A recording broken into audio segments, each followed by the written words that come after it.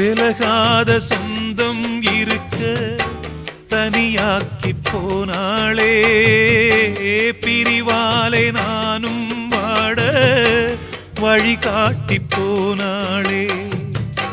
விலகத்தான் நினைக்கிறேன், விலங்குதான் போட்டியே, கலங்கித்தான் தவிக்கிறேன், கேள்விதான் கேட்டியே.